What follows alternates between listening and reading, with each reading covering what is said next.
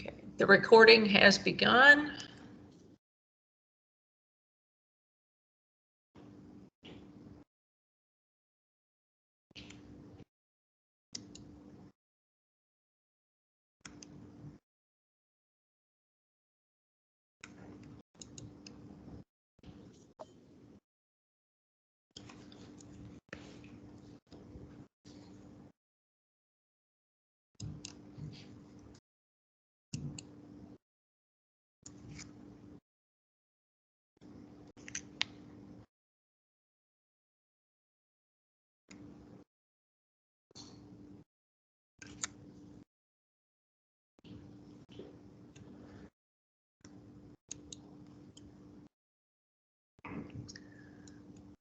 Hey, good afternoon. This is Kay Kennedy at the Kentucky Department of Education. This is the EANS 2 webinar. We're starting just in a couple of seconds. This meeting is being recorded and will be posted to the KDE website once we get it in that form that can be accessed from the website. Watch it again at your leisure if you're so inclined. David, whenever you're ready, I'll turn it over to you. All right, I'm ready. So our plan today is to give you some just some updates on where we are with the program, talk a little bit about next steps for starting to submit procurement and staffing requests, and at the end I'll circle back and talk a little bit about monitoring and what that means for us and you. So we'll start with where we are in next steps. Right now, all applications have been approved. You should have received an email from a no reply GMAP mailbox. If you haven't seen that email, it could be in your junk folder, but use this as just reassurance that your application has been approved at this point. We are working right now to finalize award notices and get those posted on the EANS 2 webpage. So next steps, those approved, we'll be able to begin submitting procurement and staffing requests using the KDE provided forms. We'll kind of go over those with you today and talk about what you need to officially submit for staffing and procurement requests. And then one thing we're going to kind of harp on today a little bit is ensuring alignment with the approved budget, which in some cases you're going to find that estimates come in higher or lower than what you initially put on your budget. And you may be asked to go back into GMAP and revise your application budget in order to align with your actual procurement and or staffing request. You can revise GMAP by starting and completing a revision, and it's kind of the same as when you went and did some revisions. You'll go back to your sections page, you will change the status, you will make your revisions and then change the status to revision complete. So essentially it's the same as the last sheet that I sent out for making changes within your budgets and application. I did send out a step-by-step on how to do that, and essentially from here on out, revisions are going to be fairly small. You're going to be changing numbers here or there within your budget probably.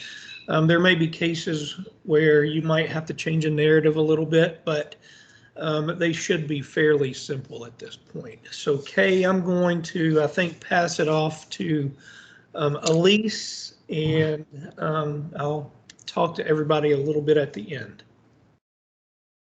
Hi, everyone. This is Elise Crisp. I've worked with many of you in EANS 1 and also in EANS 2, approving budgets. So for EANS 2, you have procurement requests and staffing requests. And so this slide here is going to be one that you'll want to download and earmark when you go back to start filling out your forms for EANS 2. One of the overall general issues we found possibly in EANS 1 is that sometimes too many quotes from too many vendors or too many request forms with too many reimbursements were being sent in. So we're asking that you please only send one vendor's quote per request form. And I provide you an example here. So let's say, for instance, you have one Apple quote for various Apple technology requests, up to 10 per form of approved items from your budget. That would be acceptable because the same vendor. However, if you send 5 separate vendor quotes for multiple request items on one form, that's going to be returned to you because it's very difficult when it reaches over into the procurement Office of Procurements. When they start going through those, some things they can get from one vendor at one time. So we just need one vendor per form. When possible, this is really important, you might want to highlight, ask your vendors for extended time quotes beyond the standard 30 days. Many of you involved in EANS 1 know that it's a lengthy process, so if you can get them to give you as far out as they're willing to go, and then create a PDF for your quote. When you get ready to fill out your procurement request form, you're going to download that form, and I've given you the link there, the EANS 2 in blue, so you'll get this deck, or I think you've already gotten it. David mailed it out, or Kay did. You can click on that and you'll find the form. It looks different from the KDE 1 procurement form. Note the difference in color of the banner, the email box address, all of those things are important, so it might be beneficial today to start creating yourself a folder for EANS 1 transactions and then a separate one for EANS 2, just to keep them separate. You'll complete it. Somebody's in the lobby and I can't read the slide. Okay, hold on a second. Sorry about that. You need to complete it so that it mirrors the quote, i.e., please do not lump differing items with different costs into just one line on the form. So let's say you're ordering 10 items from Apple. You need to itemize those out, break them up, quantity, cost per unit, and there's a function and a formula already built into the form that'll do the math for you. Don't just put $25,000 for 10 things on one line. That will be sent back. Prior to the submission of your request form, please go ahead and rename it, save it as. We don't want EANS to reimbursement generic title on all of them coming in from differing schools. So I provided you an example here. You're going to change the generic EANS 2 procurement request form to maybe St. Joseph School, Bardstown procurement request number 1. I think that's going to be Penny Bradley. Don't all use her school, just Penny, or whatever number is appropriate. So request number 2 would be number 2, so on and so forth. Also rename the quote PD that corresponds to that with the same number. That way we don't get them confused and can easily get them uploaded for our auditing records. While you have that, while you filled out, so you're working from quote to your form, then you need to go into GMAP, open that back up as David spoke about. You'll go to change the status, start a revision or revision started, and align the budgeted amount to the quoted amount.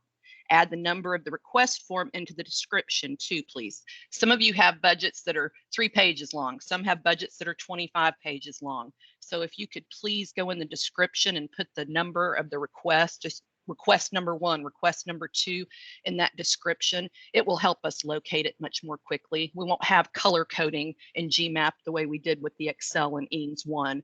So I'm asking for that extra step. So, and again, I give you an example so you can refer back to this later. If the quoted amount is $200 and the budgeted amount was more or less, you're going to have to go in and update the cost of the quote so they match. If the description reads paper towels for sanitation purposes, update it to paper towels for sanitation request number 1, or whatever request number is appropriate. And once you get finished with all of your updates, then you want to remember to go back and change your status to revision completed. That will alert us that we need to go in. Your forms will come in. We'll go into GMAP and see that you have a revision completed, and we need to review the budget to make sure it aligns. Now, some of you are probably wondering, do I have to do this after every single request form I fill out? If you want to sit down and fill out 6 different request forms, they have to go in 6 different emails. However, you could work all of those with your GMAP open, so you don't have to keep going back in and hitting revision completed after each update that you do. So I hope that makes sense. And if not, I'll be happy to clarify later on. And then once you get finished with all of that, you're going to send the request form in Excel. Don't want it in PDF, please, and or Google Sheets, please. And the quote in PDF is attachments to the email box that's here as a link. And I think, unless there are any questions for me, Kay, you were going to move on and kind of show them what the new form looks like, a little bit of a few changes, right? Right. Okay. Unless there are any questions. David, do you see any questions in the chat box? No, there are no questions. Okay. And we forgot to mention that they can put questions in that chat box. Okay, please add questions to the chat box as we come along. That would be great. Okay, I want to talk a little bit about actually completing a procurement request. They will be on our KDE website, and we've added a link in the PowerPoint itself.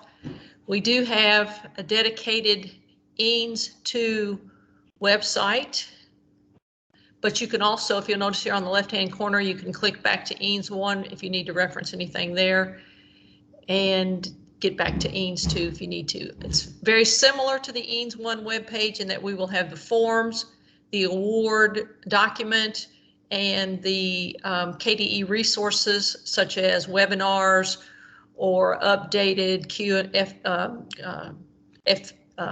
frequently asked questions, FAQ document. Anything that we get that may be helpful to you, we will put on this right-hand side as a resource. Okay.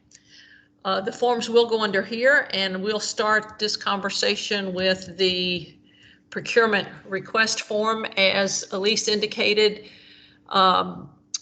yellow banner for EANS 2, and notice that we have it in the heading as well. We also highlighted EANS 2 in the mailbox where you should send that. I do want to mention that it is possible that we may need to revise this form as the project goes on. So when you are ready to make a procurement request, make sure you have the latest version from our website. Just go out to the website and download the latest version to make sure that you will be in compliance. As you know from our other forms, and those of you who are new may or may not have gone out to the website to see the EANS 1 type information, there are tabs on the procurement request form starting with instructions. And the instructions will indicate to you anything that might need clarification. One of the things I'd like to call your attention to is the mailing address / shipping address if different. We will continue the practice of procuring items for you, but having them directly shipped to you.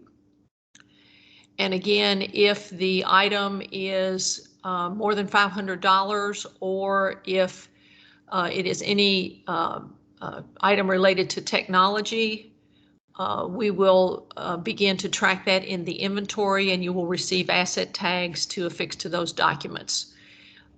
If it is not a fixed asset, you won't have to worry about inventory. We do ask you for the person who will be the asset custodian, the person in charge for the items, because as part of the EANS program, the items do remain in the ownership of the state. I assure you that we're not going to come get them back from you unless your school happens to close, but we do have to track those items and know where they are. This next item is something that's a little new for the EANS 2. I'll talk about it when we get over to the actual form. This gets back to where Elise mentioned that we're going to ask you to only do quotes from one provider per request form. And we're going to give you a way to designate what who that provider is. And I'll show you that in just a second. So we've got other parts of the request form where you can actually list the items that you're requesting. The EANS category that you see down here below does correspond to your budget in GMAP. So when you get ready to describe the category that should match, that should align with your GMAP budget. The next tab at the bottom called providers.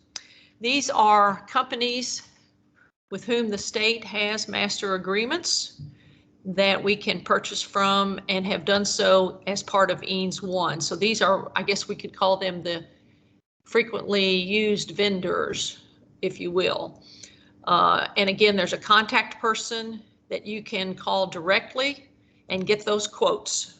Okay. And if you'll notice, for example, here in Encore Technologies, we have 3 different reps with the state. Any one of those should be able to provide you with a quote. But most of the products that were frequently requested in EANS 1 have been added here for your information. We've also put a link down here to additional providers who are on contract with the state or who have a master agreement with the state for various products that you can click this and go out and browse those catalogs as well for some item that you may be looking for. Okay.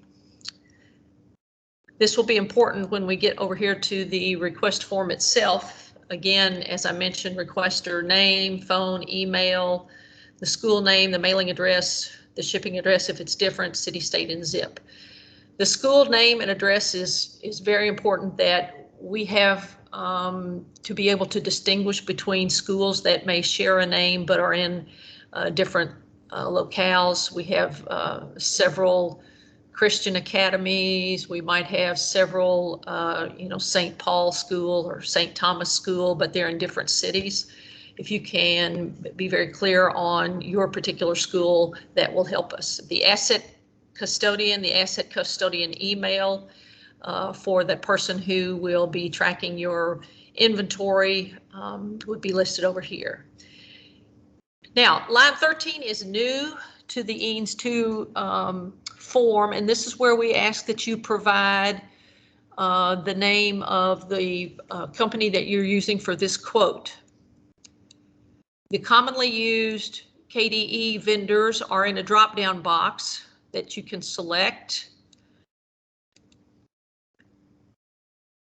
and have that taken care of. That way we know that we have a selected vendor for this particular request and can then attach Insight Public Sector quote with this particular request.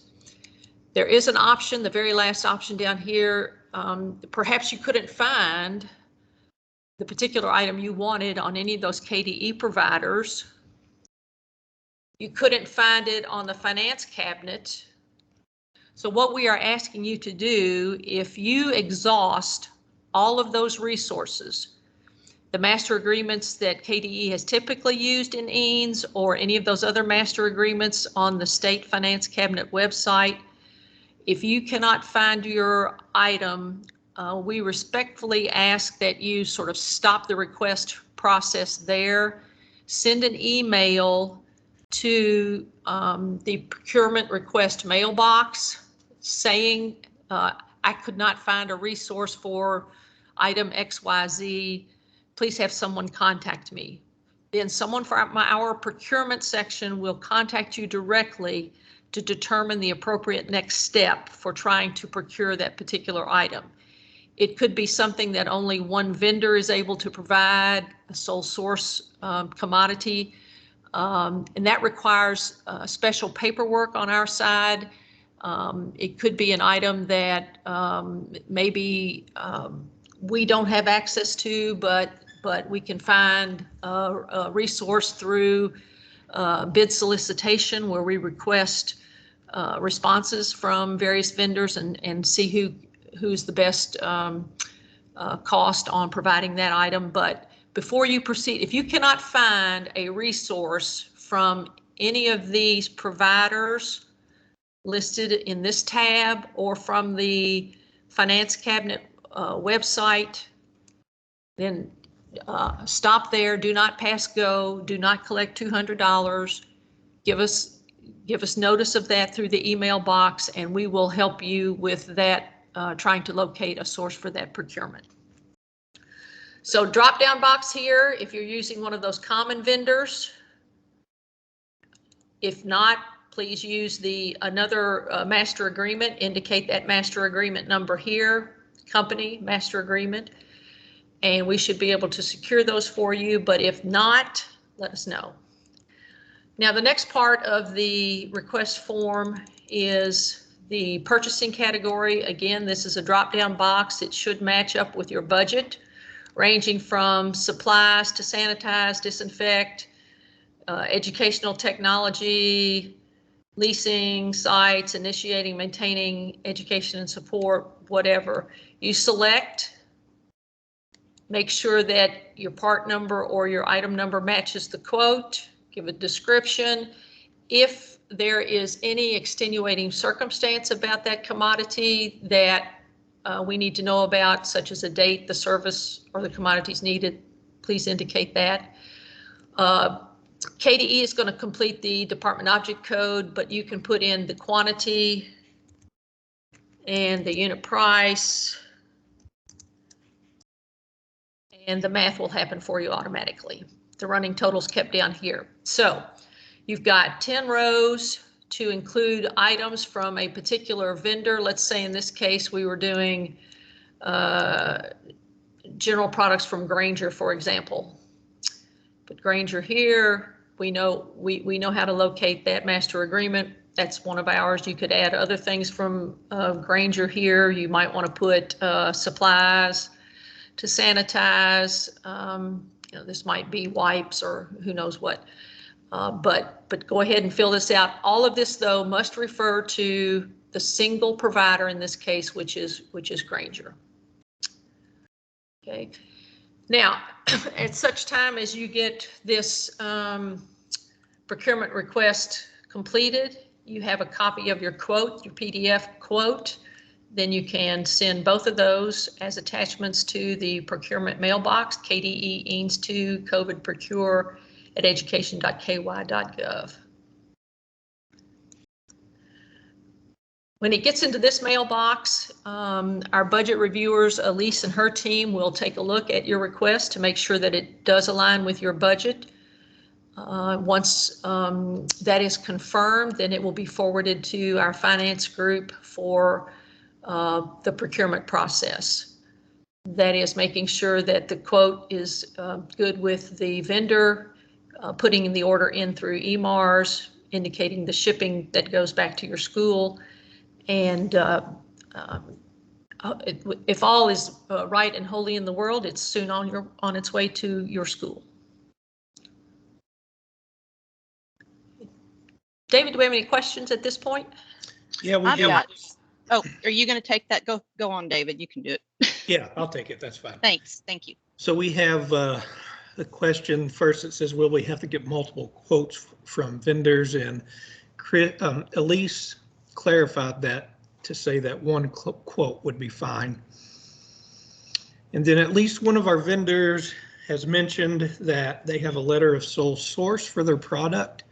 How should we handle that? Any other details on that? Okay. So this is one of the ones that in all likelihood you would not have been able to locate on one of these two state provider lists.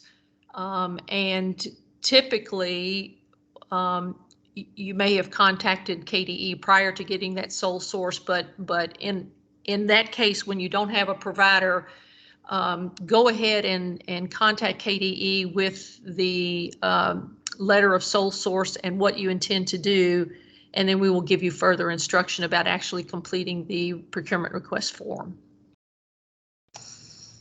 Okay, what about procuring from an online vendor such as Amazon? Do we need a quote?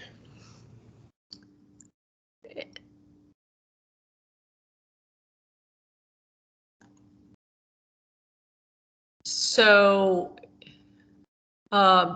you cannot, the school cannot procure from Amazon. So if you can't find it on either one of these state provider lists, then that's another situation where you need to contact KDE. We'll take a look at what you want, and if you want to put that Amazon quote on there as an attachment, that's fine. We can't guarantee that the procurement will go through Amazon. So if that piece of information that you have from Amazon would help us understand what you want or what you're trying to procure, definitely go ahead and attach it. Just send an email that says, I need to procure this widget. I've seen it on Amazon. The information is attached. Please advise on how to proceed with this procurement. And then somebody from our finance department will get back with you on exactly what we need to do. Okay, this is Alan. I can address that question a little further if you wish. Okay. So Amazon is not a contract vendor with the Commonwealth of Kentucky. And with Amazon, we are only set up to purchase through Amazon using our Pro card, which is like a credit card for us. And therefore, we have a $5,000 limit to what we can purchase through Amazon per school. So if your order is under $5,000 with Amazon, then you are welcome to send us like a screenshot or something like that of what you're wanting to purchase with Amazon. But if it's over $5,000 total, not per item total, then it's not going to be able to go through Amazon.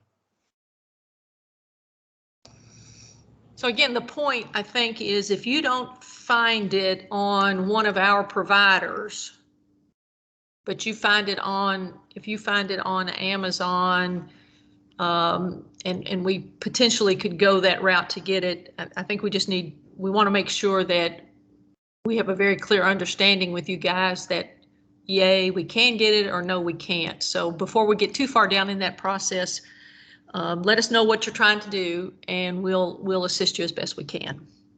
Thanks, Alan. Any other questions?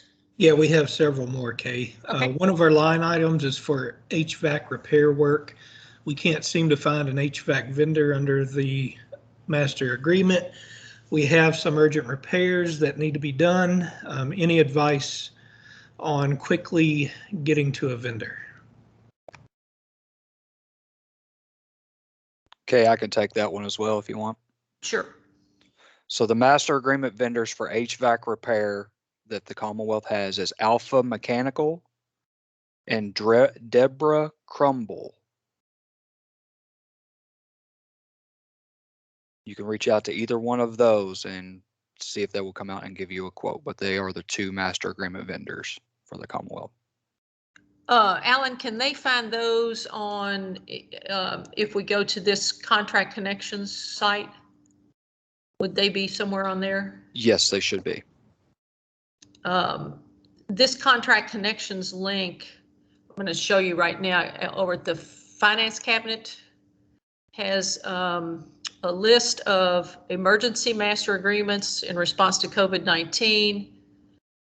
It has all sorts of categories. And you can click on, I'll just click on janitorial supplies for grins. I don't know, Alan, if you want to say anything about any of these in particular, but these would be places that you could look for items that you're trying to order. Yes, absolutely. And several of the vendors in those drop-down boxes have their catalog listed. So you can get even part numbers and pricing and everything off of those. Okay. I think that answers the next question, Kay. Can we get a link for the Finance Cabinet? I believe that's what they were talking about, and it's on that form. We did not see any textbook or curriculum vendors, but have quotes from them. How do we proceed since they're, that's very much a single source item? Alan? So if it is curriculum based, copyrighted material, printed material, things of that nature, you could write in the other Commonwealth provider name of the quote that you've gotten and send that to us. We may have to reach back out to you to get some sole source information. If you have any sole source information, you can go ahead and send that in. like a letter from the vendor stating that they are the sole provider of that.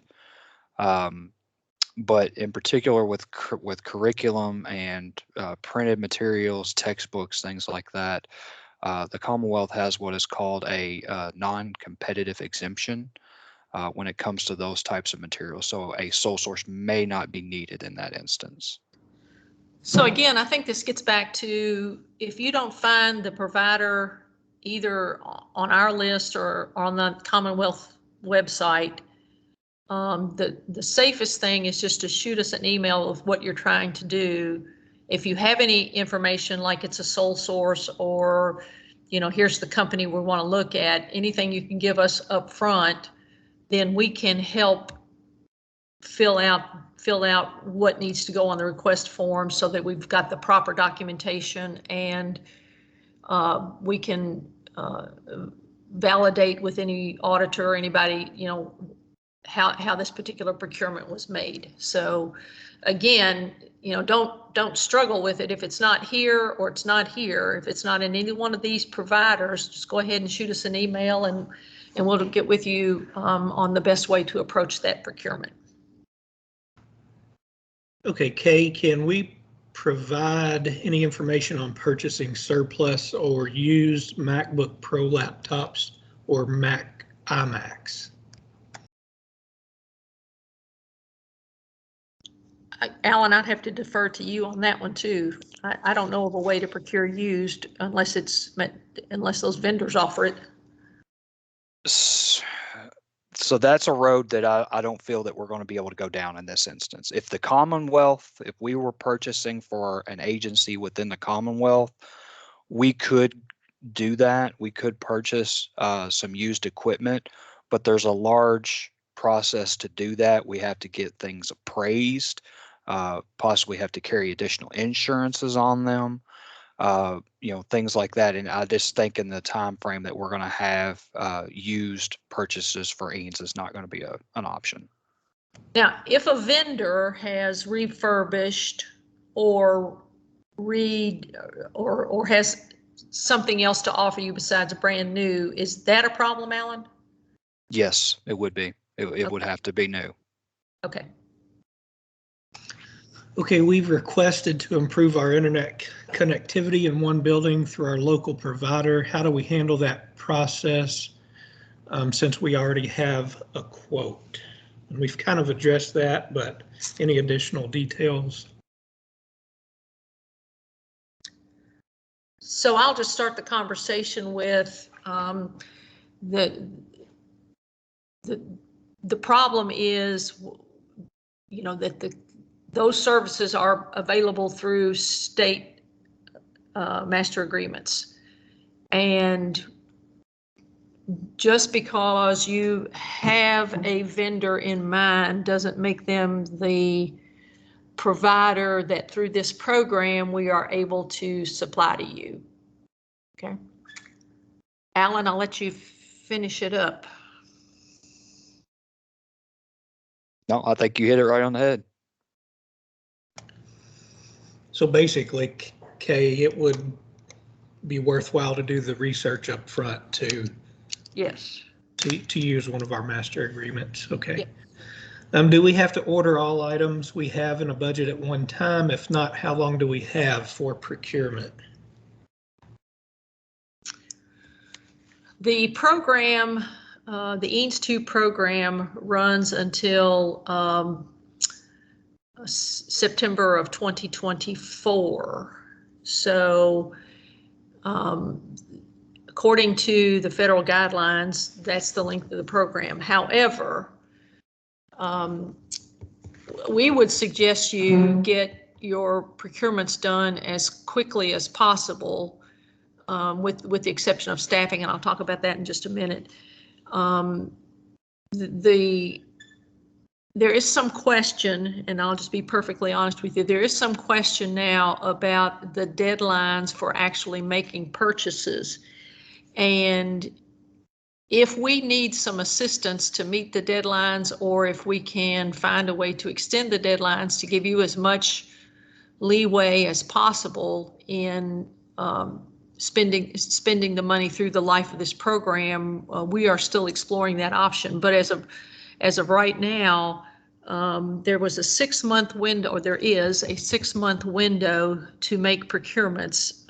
We think that will be very challenging to get those completed within 6 months of the awards of your notification, which was in October. So I would say right now, my best advice to you is to start making your procurements as you can, and that we will be advising of any deadlines as we know them, so that we don't, it is not our intention for anybody to leave any money on the table.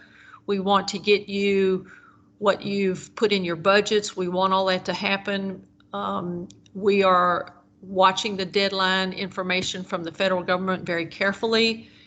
And if we find out that that there's an issue with having to get the money spent by a certain point in time, we will raise the alarm and let you know. But at this point, I would just encourage you to get any requests in as soon as possible. Okay, we have about 5 more questions in this group. So we have a quote from a textbook company that has filled out an affidavit that their product is copyrighted. How do we proceed with that? And I think we've kind of addressed that. Any additional details on that, though? Now, again, if I would just say, go ahead and send that in and let us know, attach what you've got, and we'll do our best to make that happen as quickly as possible. Okay, if our public school is using a vendor, are they already approved on the master agreement list? Not necessarily. Schools have different, the public schools have different purchasing mechanisms. Although they can use the state contracts, the opposite of that is not true. There are some public buying groups out there that the state cannot take advantage of, but schools can. So just because a school is able to procure it does not mean the state can. Okay, we have budgeted window repairs. How do we find a vendor? And I think, using the master agreement list and the links provided are going to be helpful. Kay or Alan, do you have any suggestions on specific vendors?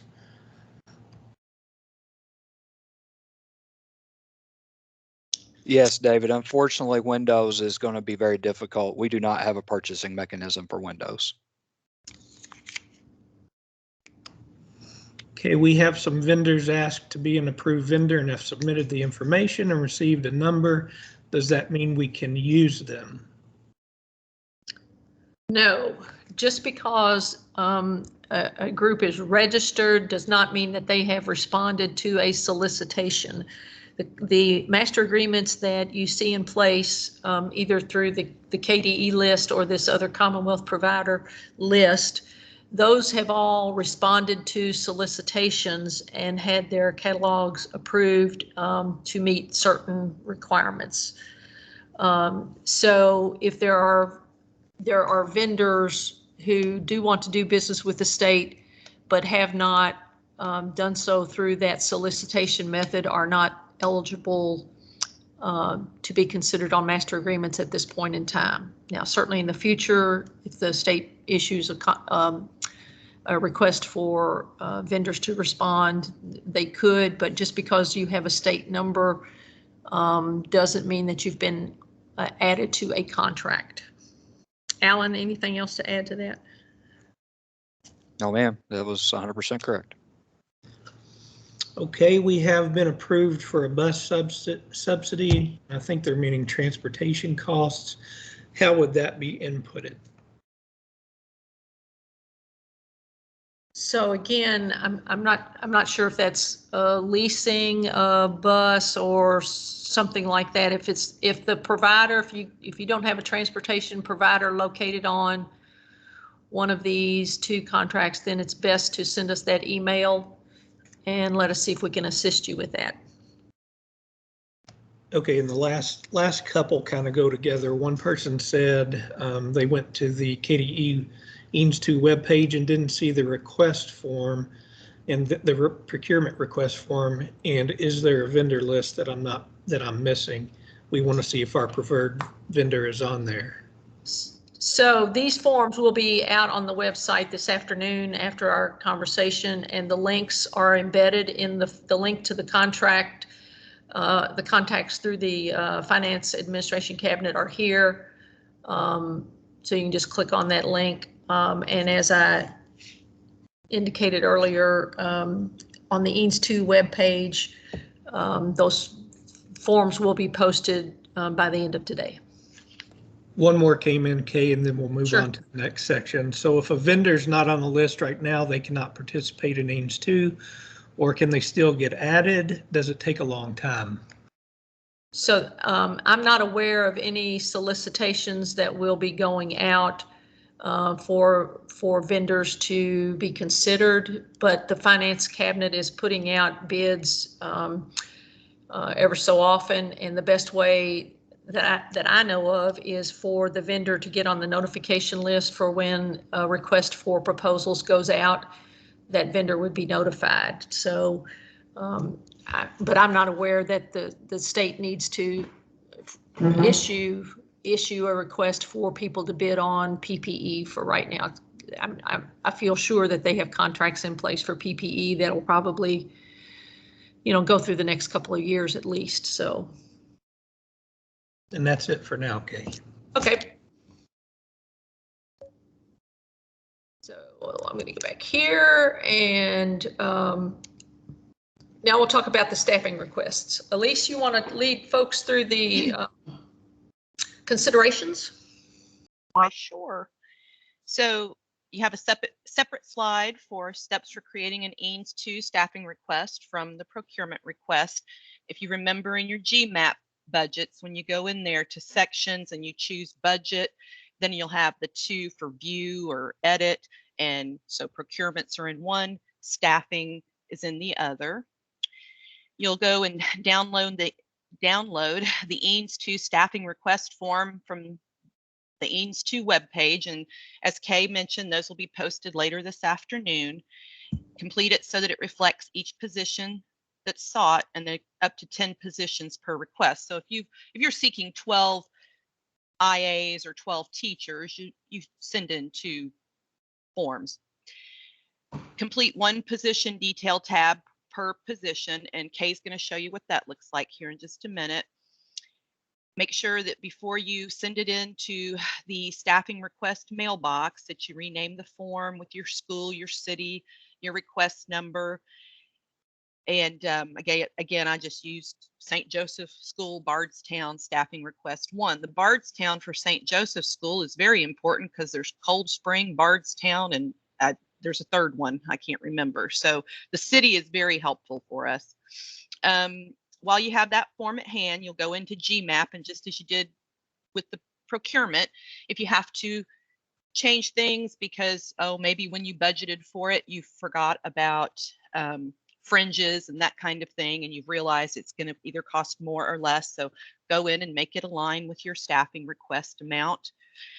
And make sure you put the number, staffing request number 1 or staffing request number 2, in the description for us. And that just helps everything be streamlined, and we know and you know what you've requested already. And then again, anytime you go into GMAP, you have to open a revision or select revision completed. Or if you want to work for 2 or 3 hours at a time, remember that it's got that 1-hour timer on it. You don't have to hit revision completed at the end of the hour. You can select go to, and then it'll say current page or next page, and it'll automatically, every time you use that go to button, it'll give you another hour for work if you have to step away to take a phone call or something. And then once you're finished with all of that, you'll send the request form in Excel again. And I don't know about the quote for staffing, Kay, but I'm not sure if that's something you're going to discuss that you do with Ovec. I'm not sure. No, it's just a matter of it get this line got copied over and needed editing. So okay, well, And then this is a different email box. My team, well, we man all of them, but my team, Bethany, Desiree, and I mostly work with the procurements, and Kay has kindly been taking on staffing and has said that she will as much as she can into EANS 2. So they're two different email boxes just to keep the procurement of items or services different from staffing away from it. So just be mindful of that there are two email boxes. And that's it for me, Kay, unless you want me to do something else right now, I can. All right, so let's talk a little bit about the staffing request form. It too will be on the KDE website. And this is the EANS 2 page. It will be under the forms column here along with the procurement form.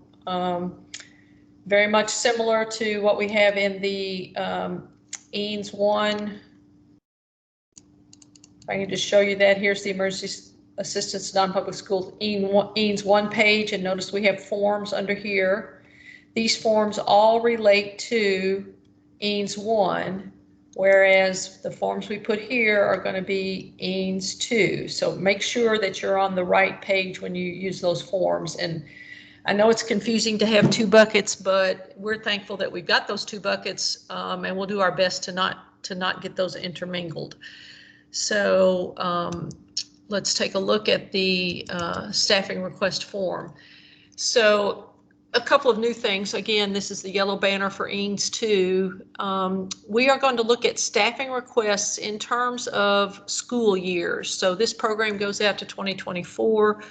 So we'll be looking for staffing requests for the school year 2021-22. You can make them to finish up this school year, or if you have an early summer program that is completed by June 30th, that would be the current school year.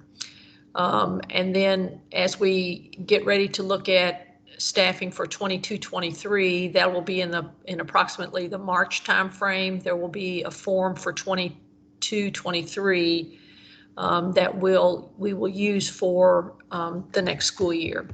So again, you request your name, phone, and email with your school name, address. If you do not have a KY vendor number, that's okay. You don't need one for staffing request. We had used that as a little bit of an identifier to help us make sure that we've got the right school.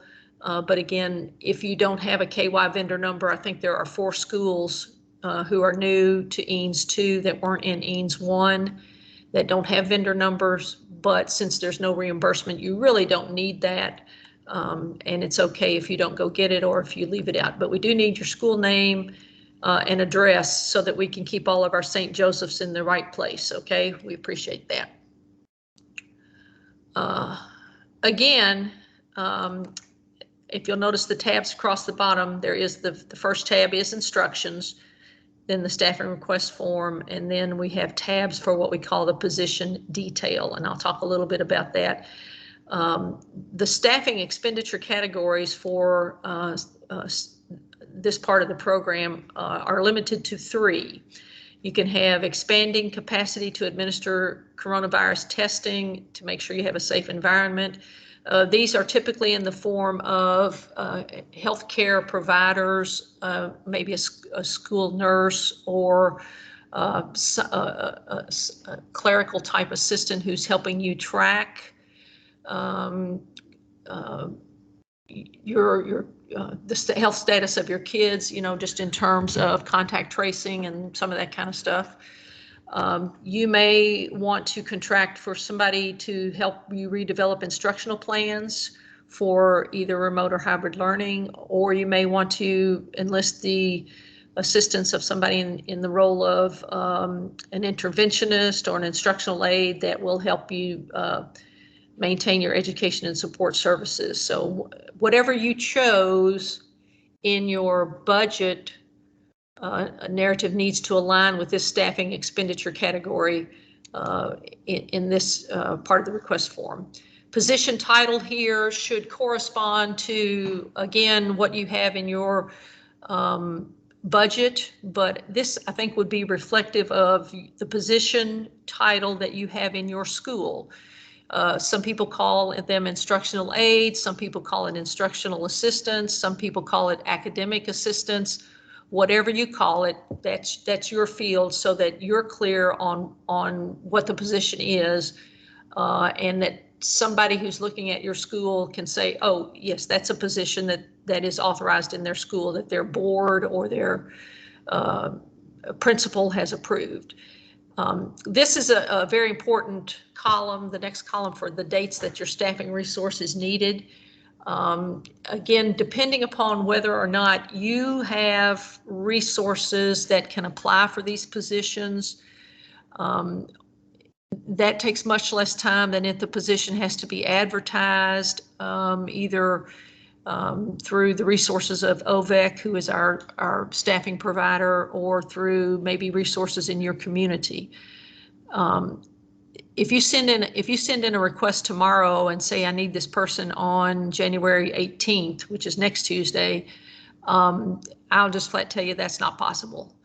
We've got the background checks. We've got to make sure that we've got all the documentation in a row. It just doesn't happen that quickly. So think about your own processes for hiring. Ours are not going to be any quicker, and in all likelihood do take a little bit longer because of the administrative details that have to be managed. We need to know the estimated contract hours and the estimated hourly rate so that we can determine if this amount is in your budget as we verify your request and send it on to Ovec. When you are estimating the hourly rate, please consider whether or not the person is going to be full-time or part-time. Full-time employees do get benefits, which include health insurance, as well as other fringe benefits that have to be calculated. So for your purposes, because that money is going to come out of your budget, I would recommend that you add somewhere in the neighborhood of 10 to 15% onto your base hourly wage to cover those fringe costs. You know better in your school whether it's 10% or 15%. But I will tell you that before anybody is hired to go into your school, you will have an opportunity to review the actual total cost of that contractor. That person is going to be paid through Ovec, but it's going to come out of your allotment from EANS. So you need to know what is actually hitting your budget. So before anybody is signed on the bottom line, you will be working with Ovec to know what that exact total cost is so that you'll know what's hitting your budget. For each position that you are requesting in this request, you do need to fill out a position detail tab. I think we've included all 10 of them across the bottom, but in the position detail tab, you need to fill out these categories that will then be utilized in the Ovec employment portal to advertise for this position. So think about that when you write out your position description and your job duties. This will be viewed by any potential candidate who may want to respond to this, this advertisement. If you have a person who you think is interested in this, Ovec will give you instructions for to share with that person about how they can log into the Ovec employment portal and find this particular position and apply for it directly. So what you put in here is what's going to be visible to potential employees. So make sure you have the accurate description in here. So there's one tab for each position. You can put, like I said, up to 10 positions. They can be different things. I know I've had one staffing request that had 2 instructional assistants, 2 interventionists, and an IT support person.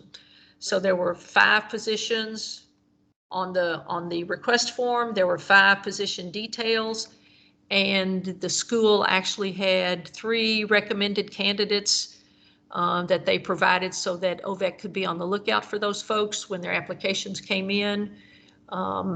And the whole process was able to proceed along pretty well and get those folks on board.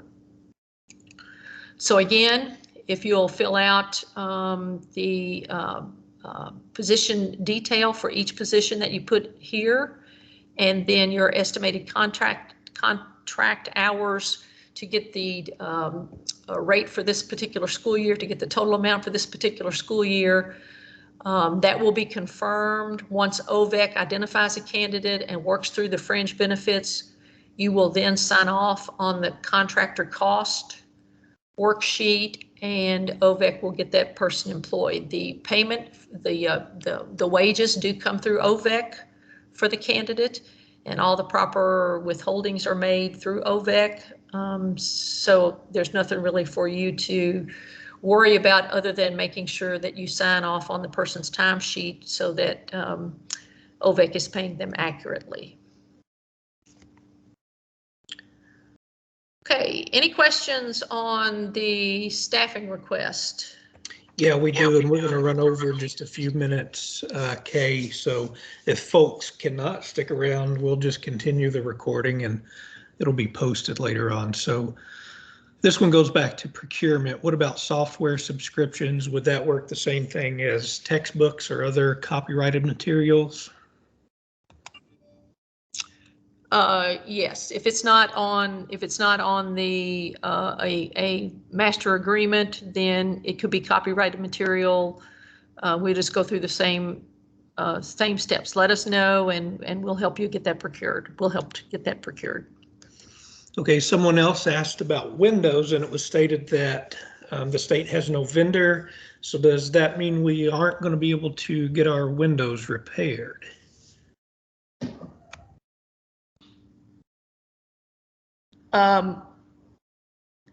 We cannot, let's see, how do I say that, Alan? You may be able to, we may be able to find a person by putting out a bid solicitation, but that takes considerably more time. Is that fair?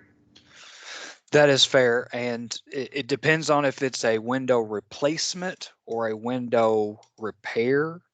A window repair, you know, we might be able to get Alpha Mechanical or Deborah Crumble under their master agreements to be able to cover that. But if it is buying the windows and replacing the windows and installation and all that, then that's going to be hard for us to procure. And doing it within the 6-month time frame to get an award done is going to be very, very, very difficult. Yeah, and Alan, just to clarify, window replacement would not be allowable, but repairs would. Yeah. So the next question from Debbie was, are we not using Ovec this time for staffing? And yes, we are. Based on what I've learned today, we may have trouble securing an item that has been approved. Will we be able to add a new item to make up so the budget is still balanced? Yes. We as long as you're working with your GMAP and Elise can help advise you on the proper categories and stuff. We do allow reallocation between the spending categories. For example, you may go over in one area that's real important to you, and you need to adjust by recovering that cost from another area. As long as your total allocation is within the amount that you're assigned, that's good, but we can do some transferring between categories. Okay, and I think that general concept applies to this one too. We are not aware of the possibility of procuring staffing assistance. Can we change our original request to include staffing needs we are now aware of? Yep. Yes. And again, I would encourage you to work with Elise. I would just say I would encourage you to, work with Elise with what you've got in mind, just to make sure that you're within the right categories and stuff. Can we use funds to pay in advance for items such as learning programs or lease payments?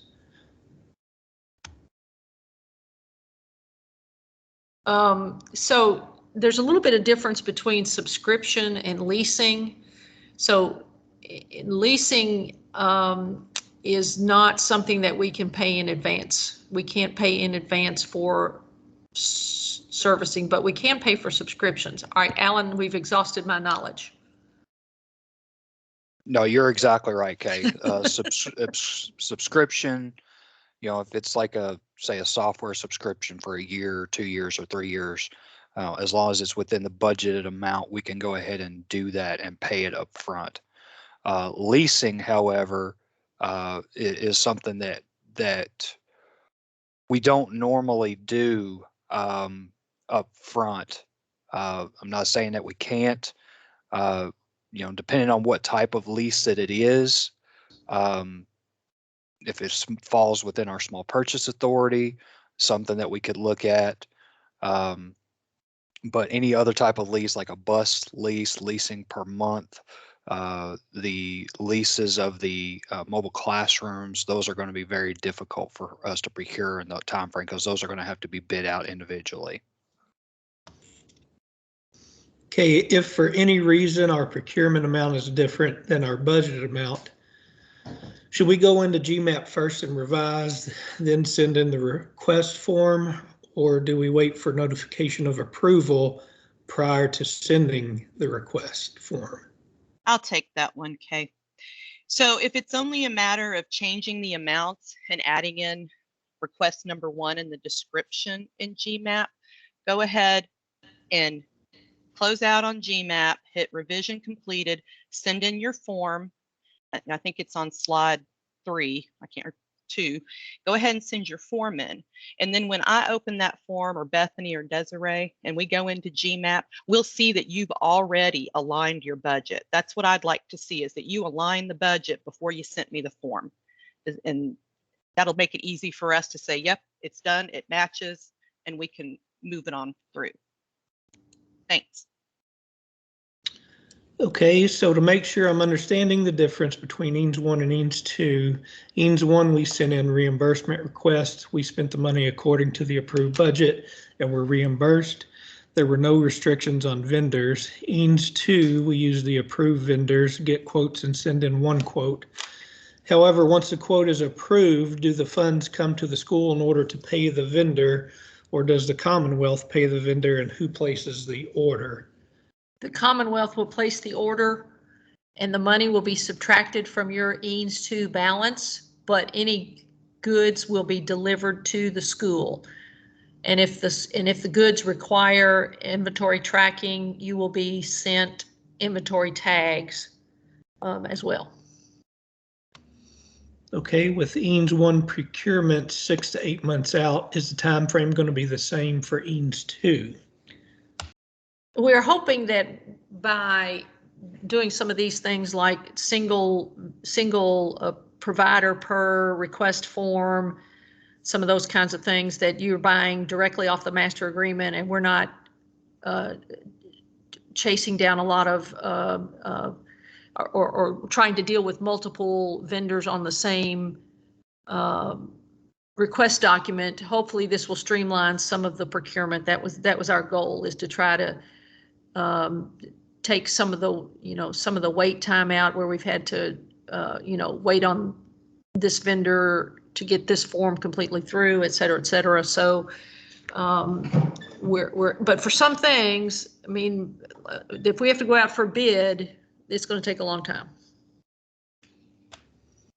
Okay, can we get a 22-23 staffing request form sooner than March? Yeah, but I don't know if I don't know if we're going to be in a position to deal with them just right then. But let me talk to Dennis over at Ovec and see how we can do that. Yeah, and we can keep people informed as new things are posted or available. Will we be able to hire staff through the 24-25 school year? No. Yeah, I think Kay, that I agree with that. There's an end date to this program, and we have a timeline to get expenditures off the books after that, but I agree with that. Can we choose the candidate? And I think you said yes. So yeah, if you have a preferred candidate for a position, the Ovec folks will let you know how to tell that person to sign on to their portal and apply, but they still have to do the same background check and, you know, all the other stuff that goes with being employed through Ovec. But yeah, it goes much better if you've got a preferred candidate, especially the further you get away from Louisville and Lexington, where, you know, there aren't just the same quantity of resources, people looking for positions. So the more you can help us out there, the quicker you'll get somebody in. Okay, is there a particular contact person at Ovec for EANS 2? Same person. And you'll be hearing from Dennis Horn at Ovec. He's as far as I know, going to be responsible for the staffing part again. Okay, and last question at this point. Could the school also advertise the position and possibly interview candidates and then advise them to go to the Ovec site to apply for the position? We don't know what you want to do on your end. That's fine. But I think you should be careful and not give anybody the impression that they, you know, have the job until they complete all of the necessary pre-employment duties at Ovec, like background check, like, you know, some of that other stuff, getting your education credentials in, all that kind of stuff. So yeah, and that's all we have right now. Okay. Okay, you're up next then, David. Okay, so we're just going to talk a little bit about records retention and things you may want to be aware of and keep as documentation on your end. Want to say that generally, when it comes to monitoring of a program like this, KDE is the target of that monitoring. And I'm sorry, my doorbell's going off.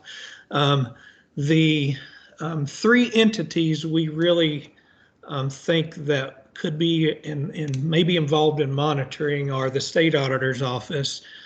They had started monitoring EANS 1, for example, around the middle of the program. So kind of when we were in the middle of the window. The U.S. Department of Education, who has ultimate authority over these programs, and then we've also been contacted directly by the Office of Inspector General at the U.S. Department of Education, who are more concerned with fraud-based issues, things of that nature. One of the key things that they were pointing out to us, OIG was pointing out, was that they do expect to do some heavy monitoring based on the potential for fraud. So those are really the three entities we're thinking that could be involved in monitoring of this program. Again, they would be monitoring us. They're asking questions about, you know, how did we determine allocations? How did we verify certain information within applications? How did we select recipients under this program? So there is a possibility, however, they could come to us and ask for us to obtain some records from served schools. In that case, we would reach out to you and just ask for those records to be provided as part of our documentation. Some things you might think about keeping on hand, and they're all really related to your application, is low income and enrollment data to support any responses in the application. Anything that says you did or didn't participate in small business administration, emergency loan programs, that's of course as applicable, and any documentation related to impacts from COVID-19 and resulting needs. And those could be anything from meeting notes and agendas where needs for this program were discussed and impacts, were discussed, planning meetings for the application data, those types of things. So we don't have any final indication that Kentucky will be monitored, except that I do expect there to be some sort of monitoring from the state auditor's office, and probably within the next 3 or 4 months they'll be getting in contact with us and letting us know that we are scheduled to be monitored. The Education Department and Office of Inspector General, we just don't know quite yet. But we're attending some conferences upcoming, and probably will have some information about schedules and things of that nature. So Kay or Lease or Alan, do you have anything else to add before we wrap up? I don't have anything to add, and those of you who are looking at maybe changing, well, yes, I do, David. If you're looking at changing something in GMAP and you want to shoot me an email today and kind of just ask me, is this going to be okay? Is that going to be okay? I'll be on for a couple more hours today. I will be out tomorrow, but I'll probably check my email tomorrow night. So don't get nervous if you don't hear back from me or anything. I'll be back on Thursday and Friday for sure during the day hours. That's it for me. Thank you. Yes, David, this is Alan. I do have something else I want to add. As far as procurement for the non-public schools, since the Commonwealth is going to be the purchaser for all EANS 2, so no money is going to go directly to the non-public schools. All the money will be going through the Commonwealth and placing the orders on your behalf. With that being said, if there's an instance where we do use a vendor that you have gotten us a quote that is not on master agreement, such as for a software subscription, a curriculum, software, something like that, that vendor does have to adhere to the Commonwealth's terms and conditions. And if they are unwilling to do so, then we could not purchase from them. We will have to seek out another vendor. We've had that instance happen several times already in EANS 1, that the vendor will not adhere to our terms and conditions. So we've had to either seek out another vendor, or the school has had to go a different route and purchase something else. So just wanted to bring that up, that rule is still going to apply, and probably even more so in EANS 2, because the Commonwealth is doing all of the procurement on behalf of all the non-public schools. Thank you, David. Okay, anything else? The only thing I need to add, David, is if anybody has any questions or problems that I can assist with, drop me an email or give me a call, and you can reach me through the staffing mailbox or through k.kennedy2@education.ky.gov. But I'll be happy to try to track down any questions that you may have. So we had one more question that I can tackle, and then we'll wrap it up. It says, since the state allowed the low income calculation to include data from our public school areas, was this approved from the federal government? And the answer to that is yes, it is. They included that as a calculation method within their non-regulatory guidance, which essentially approves that method for use in calculating low income.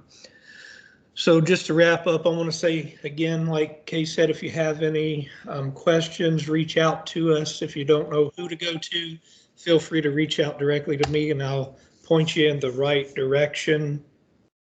Otherwise, have a good day, and look for this recording to be posted within the next day or so for your review, and we thank you all. Thanks, everybody.